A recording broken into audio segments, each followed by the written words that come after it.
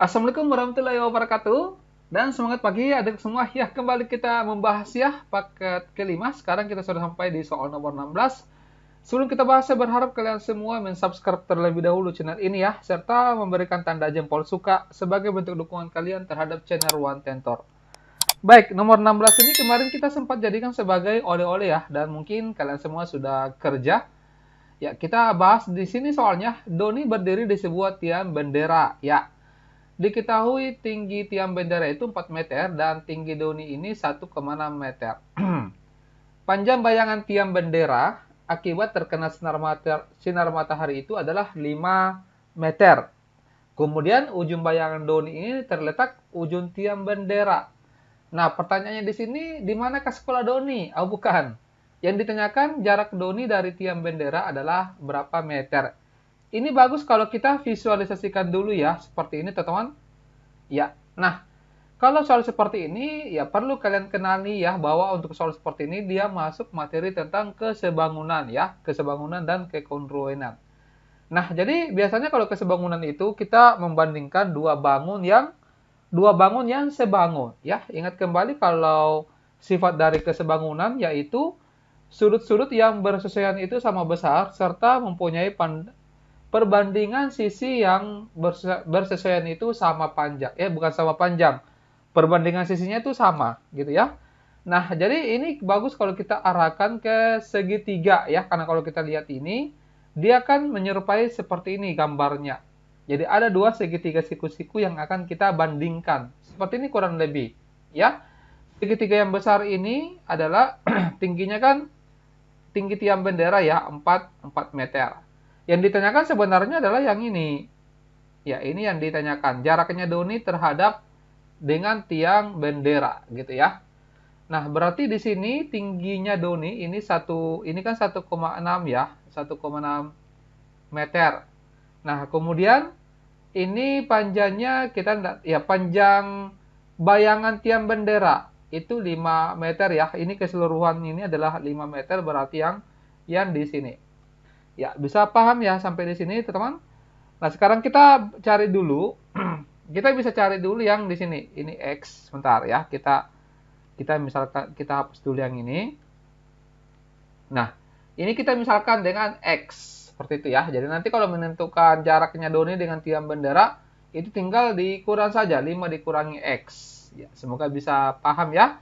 Nah, sekarang kita bandingkan. Ini 4 dengan 1,6 pasangannya. Jadi ditulis 4 per 1,6 kemudian sama dengan 5 per X. Ya, boleh juga terbalik. Maksudnya kan terbalik bagaimana? Nah, misalkan begini, 1,6 per 4 terus X per 5 gitu ya. Nah, kemudian tinggal dikali silang, 4 dikali X ini 4X. Kemudian 5 dikali 1,6 itu dapatnya 8. Jadi X-nya di sini 8 dibagi 4 itu dapatnya 2. Jadi ini panjangnya 2, teman-teman. Ini 2, berarti ini pasti panjangnya 3 ya, karena kan jarak keseluruhannya 5 meter ya. 5 kurang 2 dapatnya 3. Jadi jawabannya adalah delta. Semoga bisa paham ya. Next, nomor 17 silakan.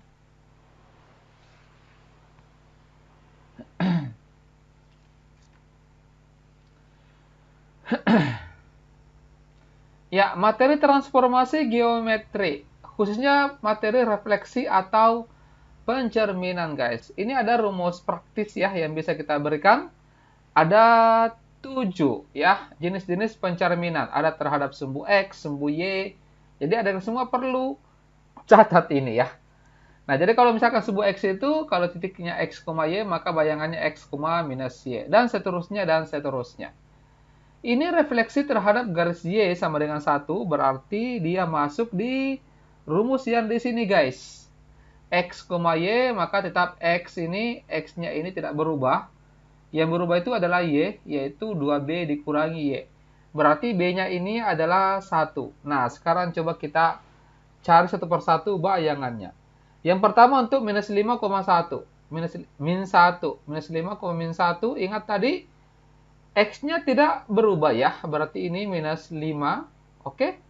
Nah, di sini 2B kurang Y. 2 dikali 2 dikali 1 dikurangi Y, Y-nya itu min 1. Berarti berapa ini anak-anak? Sama dengan ini minus 5. 2 kali 1, 2. Ditambah. Ini kan minus ketemu minus plus ya. 2 tambah 1, 3. Jadi minus 5,3. Nah, ini betul. Oke. Nah, kemudian dengan cara yang sama, kita cari ya. Di sini titiknya 2,1 berarti 2 tetap. Ini 2 dikali 1 dikurangi min 1. 2 ini, 2 kali 1, 2 ditambah 1, 3. 2,3 ini salah guys ya. Ini kan B 2,1 harusnya 2,3. C sekarang 2, minus 4. Maka ini bayangannya adalah 2. Oke. 2 dikali 1 dikurangi minus 4. Jadinya adalah 2, ini 2 dikurangi plus ya. 2 tambah 4, 6. 2,6 betul. Kemudian yang D, minus 2, minus 4.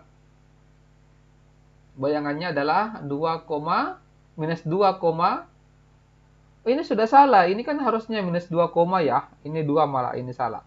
Kita lanjutkan saja. 2 dikali 1 dikurangi minus 4. Jadinya ini harusnya minus 2,6.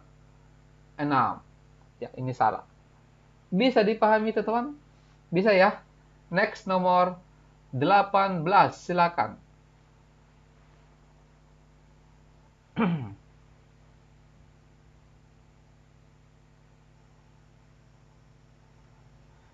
Ya, di sini soalnya Adi sedang bersepeda. Setiap kali sepeda di kayu, roda akan berputar dan menempuh jarak tertentu. Jika jari-jari roda sepeda Adi ini adalah 35 cm, jika roda sepeda Adi berputar sebanyak 500 kali, maka berapakah jarak yang sudah ditempuh oleh Adi? Langkah yang pertama kita cari dulu pasti kelilingnya guys ya. Kan ini menempuh berkaitan dengan jarak ya. Roda itu kan berputar. Kalau putaran itu kan berarti keliling. Jadi kelilingnya ini sama dengan, ingat rumus keliling lingkaran, yaitu 2πr. 2 dikali, P-nya diganti 22/7. Dikali R, R-nya 35. Ini kita obok-obok saja. 35 bagi 7 dapatnya 5. 2 kali 2, 44. Dikali 5 itu 220 cm. Tapi kita harus jadikan meter guys ya, dibagi 100. Jadinya 2,2 meter. Nah, ini karena kita kali 500 ya, sama dengan dapatnya 1100 meter. Yang sudah ditempuh adalah 500 meter iya, 750 meter boleh, 1000 meter iya ya. 1250 meter ini belum. Oke, jadi yang benar cuma pernyataan 1, 2, 3. Next nomor 19, silakan.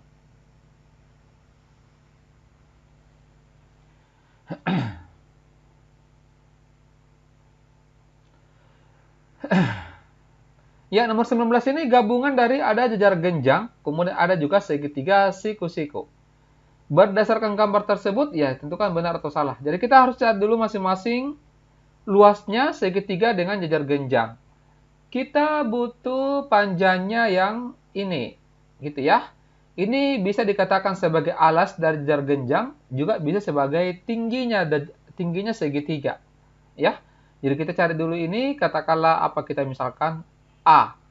Jadi A kuadrat sama dengan, kita memanfaatkan segitiga siku-siku ini, 17 kuadrat dikurangi dengan 8 kuadrat, 17 kuadrat 289 dikurangi 64, A kuadrat sama dengan 225, berarti A-nya akar dari 225, ini dapatnya 15. Oke.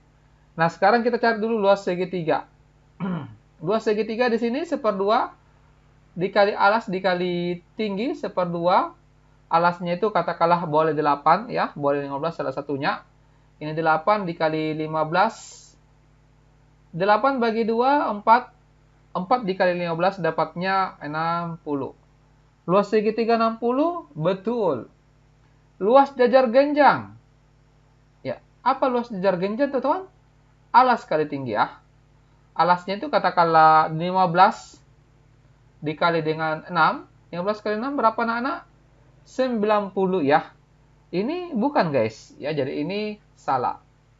Luas bangun datar gabungan. Berarti dijumlah saja. 60 tambah 90 dapatnya 150. Ini betul. Oke, next nomor 20 silakan.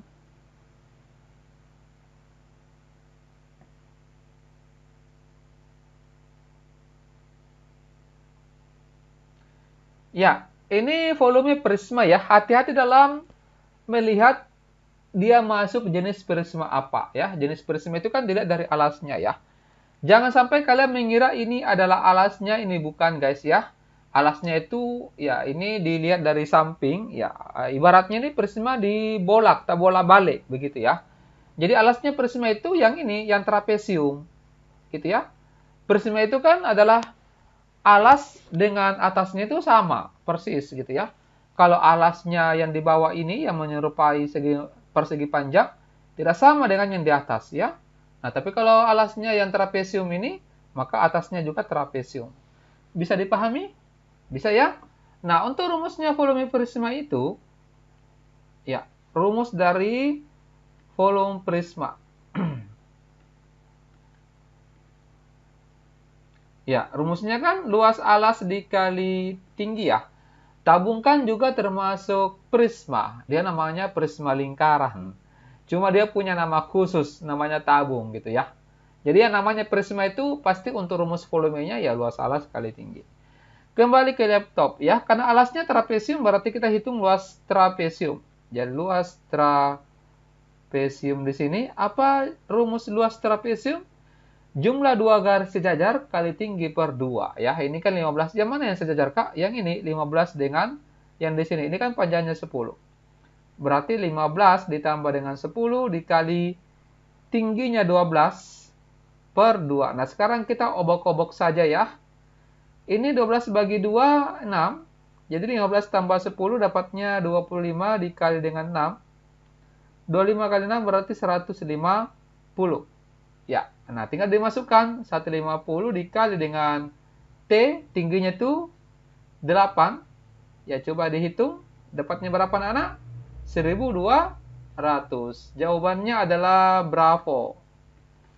Oke, semoga bisa dipahami. Next, nomor 21. Silakan.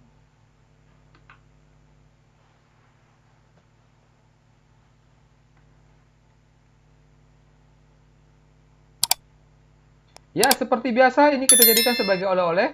Nanti di kesempatan berikutnya kemudian kita berikan pembahasan.